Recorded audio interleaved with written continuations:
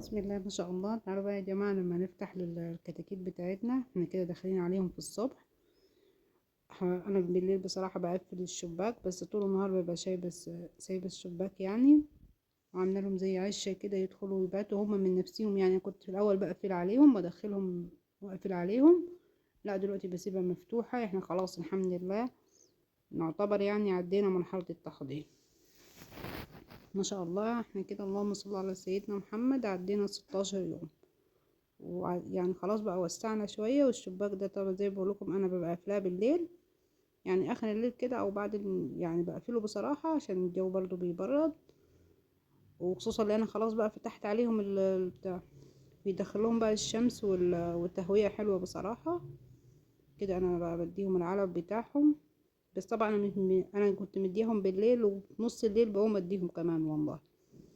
يعني المشكلة يا جماعة لما يبقى عندنا بقى مع حاجة زي كده، بيبقى كأن عندك طفل بيبي، يعني لازم بقى ان انت تبقى تراعيله وكل شوية تبصي عليه.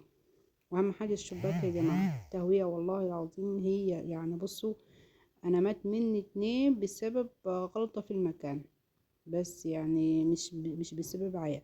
يعني واحد كان مكان ضيق اول ما كنت محضناهم فتفعص تحت اخواته، وواحد كنت حاطة خشبة وقعت عليه.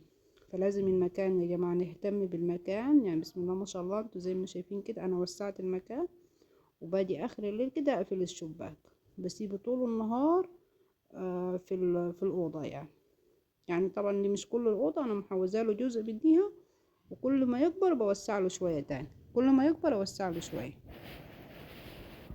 بالنسبه للعلاج يا جماعه، انا طبعا بصراحه ما بحبش ادي علاج كتير. هو بس الراجل اللي احنا جبنا منه الكتاكيت بصراحه كان مدينا سرنجات كده كل يوم سنتي.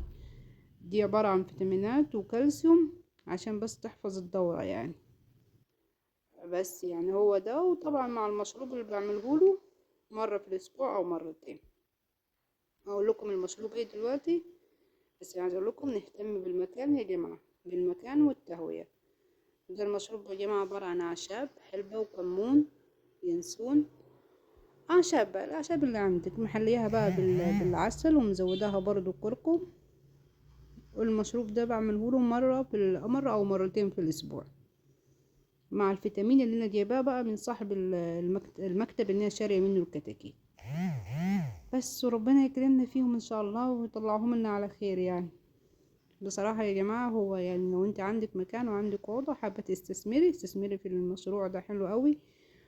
وهو حاجة حلوة بصراحة. ساعات بهرب من دوشة العيال، وشايفين الكاميرا انا حطاها ازاي كده عليه، بقعد كده قدامه ما بقومش من قدامه يعني. سبحان الله، بحب بلاقي راحة نفسية كده لما بلاقي نفسي قاعدة جنب الكتاكيت دي. السلام عليكم.